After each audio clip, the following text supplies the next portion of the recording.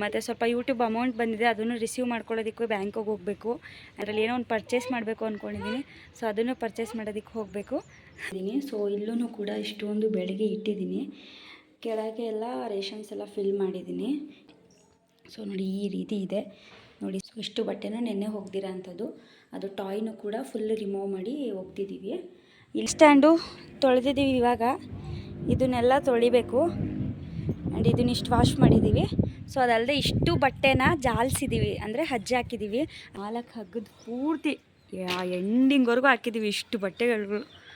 ಅಪ್ಪ ಇನ್ನು ನಿಂತ್ಕೊಂಡು ಹಿಂಗೆ ನೋಡಿದ್ರೆ ನನಗೆ ಇಷ್ಟು ಬಟ್ಟೆನ ಅನಿಸುತ್ತೆ.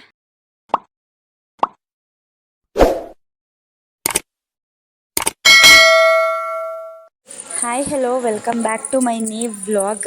ಸೊ ಹಾಲುಗ್ಸಿದ್ಮೇಲೆ ನೆಕ್ಸ್ಟ್ ಡೇ ಎಲ್ಲ ಆಲ್ಮೋಸ್ಟ್ ಕ್ಲೀನಿಂಗೇ ಇರುತ್ತೆ. ಸೊ ನಾನು ಕೂಡ ಇವತ್ತು ಕ್ಲೀನ್ ಮಾಡ್ತಾನೆ ನಿಮ್ಮನ್ನು ವೆಲ್ಕಮ್ ಮಾಡ್ಕೋತಾ ಇದ್ದೀನಿ. ಸೊ ಆಲ್ಮೋಸ್ಟ್ ನಾನು ಎಲ್ಲ ಪಾತ್ರೆನೂ ಬೆಳಗ್ಗೆ ಈ ರೀತಿ ದಬಾಕೊಂಡಿದ್ದೀನಿ, ನೀರು ಸೋರಲಿ ಅಂತ ಹೇಳಿ. ಆಮೇಲೆ ಕ್ಲೀನಾಗಿ ಕಿಚನ್ ಕ್ಯಾಬಿನೆಟಲ್ಲಿ ಜೋಡಿಸ್ಕೊಳ್ಳೋಣ ಅಂತ ಹೇಳಿ ಈ ರೀತಿ ನಾನೆಲ್ಲನೂ ಕೂಡ ಪಾತ್ರೆ ಬೆಳಗ್ಗೆ ಸೋರಾಕ್ತೆ. ಸೊ ಪಾತ್ರೆ ಎಲ್ಲ ಸಿಕ್ಕಾಪಟ್ಟೆನೇ ಜಿಡ್ಡಾಗಿತ್ತು. ಯಾಕಂದರೆ ಅದೇ ನಿಮಗೆ ಗೊತ್ತಲ್ಲ, ನಾನು 1 ಇಯರ್ ಮೇಲೆ 2 ಮಂತ್ ಏನೋ ಆಗಿತ್ತಲ್ಲ ಮನೆಗೆ ಬಂದು, ಹಾಗಾಗಿ ಇದ್ದೀನಿ. ಸೊ ಇಲ್ಲೂ ಕೂಡ ಇಷ್ಟೊಂದು ಬೆಳಗ್ಗೆ ಇಟ್ಟಿದ್ದೀನಿ. ಕೆಳಗೆ ಎಲ್ಲ ರೇಷನ್ಸ್ ಎಲ್ಲ ಫಿಲ್ ಮಾಡಿದ್ದೀನಿ. ಇದನ್ನೆಲ್ಲ ಜೋಡಿಸ್ಬೇಕು. ಇವಾಗ ನುಗ್ಗೆಕಾಯಿ ಬೇಳೆ ಸಾಂಬಾರು ಮಾಡೋಣ ಅಂತೇಳಿ. ಸೊ ಇವಾಗ ಬೇಳೆ ಸಾಂಬಾರು ಮಾಡಬೇಕು. ಆ್ಯಂಡ್ ಇಲ್ಲೂ ಕೂಡ ತೊಳೆದು ಹಾಕ್ಕೊಂಡಿದ್ದೀನಿ. ಸ್ಪೈಸಸ್ ಬಾಕ್ಸಸ್ ಯಾವುದೂ ಕೂಡ ಚೆನ್ನಾಗಿಲ್ಲ, ಹಾಗಾಗಿ ಇಲ್ಲಿಟ್ಕೊಂಡಿದ್ದೀನಿ. ಫಿಲ್ ಮಾಡಬೇಕು, ಹೊಸದು ಆರ್ಡರ್ ಮಾಡಿ. ಸೊ ಮನೆಯೆಲ್ಲ ಫುಲ್ ಗಲೀಜಾಗಿದೆ. ಆ್ಯಂಡ್ ಇವಾಗ ತಾನೇ ಮಿಷಿನ್ನ ಟಬ್ ಕ್ಲೀನ್ ಮಾಡಿದ್ದೀನಿ. ನಾಳೆಯಿಂದ ಮಿಷಿನ್ಗೆ ಬಟ್ಟೆ ಹಾಕಬೇಕು. ಸೊ ನೋಡಿ ಈ ರೀತಿ ಇದೆ ನೋಡಿ. ಸ್ಪೈಸಸ್ ಬಾಕ್ಸ್ ಇಷ್ಟೇ ಇರೋದು, ಚೆನ್ನಾಗಿಲ್ಲ ಯಾವುದನ್ನು ಕಾಳಾಕೋದಕ್ಕೆ. ಹಾಗಾಗಿ ಇದನ್ನೆಲ್ಲ ಎಸ್ಬಿಟ್ಟು ಬೇರೆ ಇಟ್ಕೊಳ್ಳೋಣ ಅಂತ ಇದನ್ನು ಮಾತ್ರ ಇಟ್ಕೋತೀನಿ. ಮತ್ತು ಇಷ್ಟು ಬಟ್ಟೆನೂ ಹಜ್ಜಬೇಕು. ಆ್ಯಂಡ್ ಅದನ್ನೆಲ್ಲ ತೊಗೊಂಡು ಮೇಲೆ ಅಟ್ಟಕ್ಕೆ ಹಾಕಬೇಕು. ಆ್ಯಂಡ್ ಈಗೇನು ಇದೆಲ್ಲ ಬಂದು ಏನಂತಾರೆ, ತೂಕಕ್ಕೆ ಹಾಕೋಕ್ಕೆ, ಅಂದರೆ ಬೇರೆ ತೊಗೊಳೋದಕ್ಕೆ. ಸೊ ಇಷ್ಟು ಬಟ್ಟೆನೂ ನೆನ್ನೆ ಹೋಗ್ದಿರೋ ಅಂಥದ್ದು. ಅದು ಟಾಯ್ನು ಕೂಡ ಫುಲ್ ರಿಮೂವ್ ಮಾಡಿ ಹೋಗ್ತಿದ್ದೀವಿ. ಇಲ್ಲಿ ಸಿಹಿದು ಒಂದಷ್ಟು ಹೋಗ್ದಿರೋ ಬಟ್ಟೆ ಇಟ್ಟಿದ್ದೀನಿ. ಇದನ್ನು ಓಪನ್ ಮಾಡಿದ್ರೆ ಸಿಹಿ ಎದ್ಬಿಡ್ತಾಳೆ, ಹಾಗಾಗಿ ಇದನ್ನು ಓಪನ್ ಮಾಡೋದಿಲ್ಲ.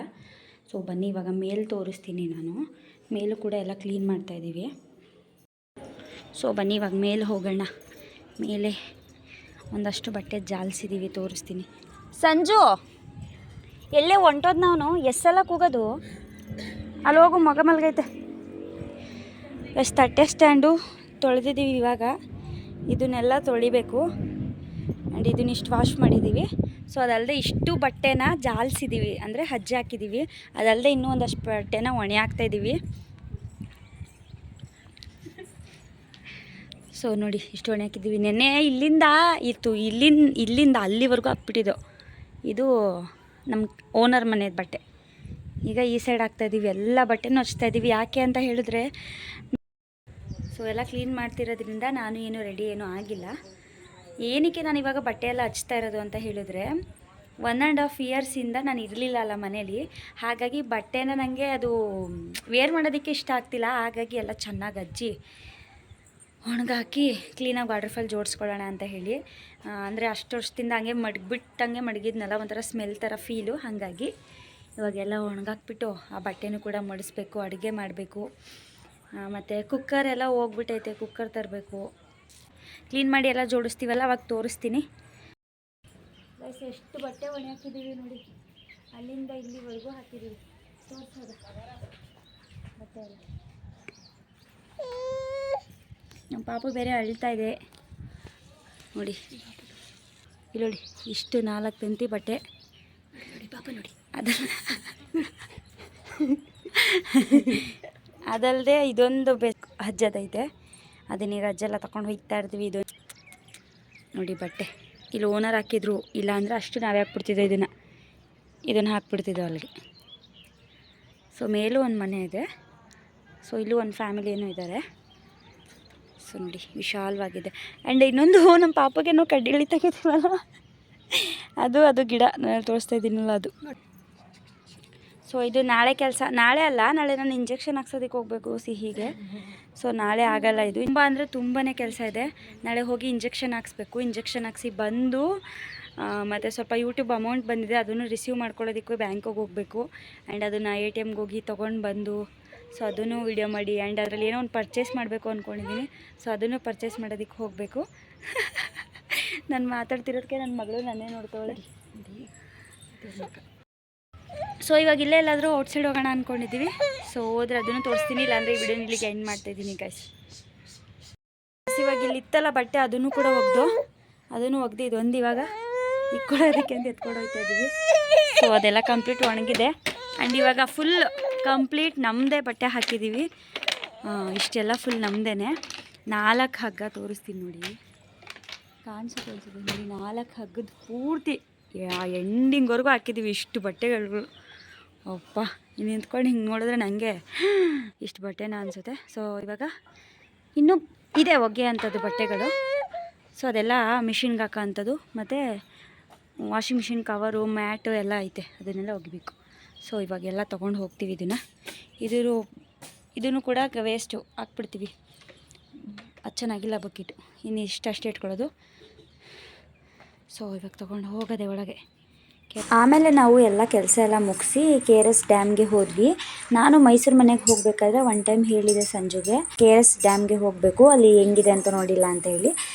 ಸೊ ಹೇಗಿದ್ದು ಟೈಮ್ ಇತ್ತಲ್ಲ, ನಮಗೂ ಸ್ವಲ್ಪ ಮೈಂಡ್ ಫ್ರೆಶ್ ಬೇಕಿತ್ತು. ಯಾಕಂದರೆ ಎಲ್ಲ ಕ್ಲೀನ್ ಮಾಡಿ ತುಂಬಾ ಸ್ಟ್ರೆಸ್ ಫೀಲ್ ಇತ್ತು, ಅಂದರೆ ಮೈಂಡ್ ಒಂಥರ ಅಪ್ಸೆಟ್ ಆಗಿರೋ ಥರ. ಹಾಗಾಗಿ ಸರಿ ಅಂತ ಹೇಳಿ ಅಲ್ಲಿಗೆ ಹೋದ್ವಿ.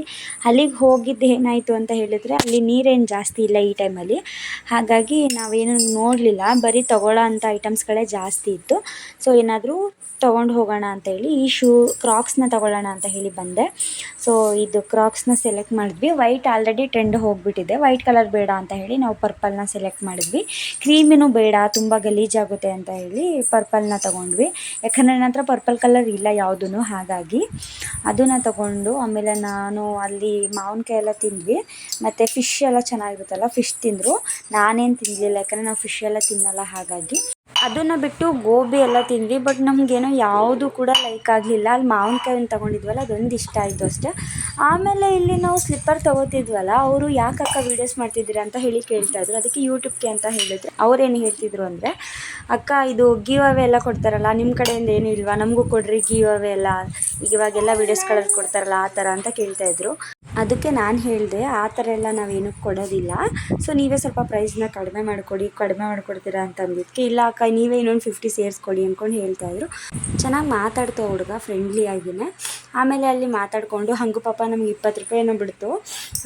ಅಂದರೆ ಅಲ್ಲೆಲ್ಲ ಕಡೆ ಫಿಕ್ಸೆಡ್ ರೇಟೇ ಅದು, ಬಟ್ ಅವ್ರು ನಮ್ಗೆ 20 ರೂಪಾಯಿ ಕಮ್ಮಿ ಮಾಡಿಕೊಟ್ರು ಅಷ್ಟೇ ಆ ಹುಡುಗ. ಆಮೇಲೆ ನಾನು ಅದನ್ನೇ ನಿಮ್ಮನ್ನು ವೀಡಿಯೋ ಮಾಡ್ಕೊಂಡಿದ್ದೀನಿ ಅಂತಂತ ಹೇಳಿದಾಗ ನನ್ನ ತಂಗಿ ಹೇಳ್ತಿದ್ಲು, ಯೂಟ್ಯೂಬಲ್ಲಿ ನೀವು ಬರ್ತೀರಾ ನೋಡ್ಕೊಳ್ಳಿ ಅಂತ ಹೇಳಿ.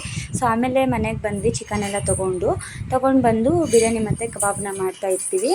ಚಿಕನ್ ತೊಗೊಂಡಿದ್ದು ಯಾವುದೇ ಕ್ಲಿಪ್ಪಿಂಗ್ಸ್ ತೊಗೊಳ್ಳಿಲ್ಲ, ಊಟ ಮಾಡಿದ್ದು ಕ್ಲಿಪ್ಪಿಂಗ್ ತೊಗೊಳ್ಳಿಲ್ಲ. ಹಾಗಾಗಿ ವಿಡಿಯೋನ ಇಲ್ಲಿಗೆ ಎಂಡ್ ಮಾಡ್ತಾಯಿದ್ದೀನಿ. Thank you for watching.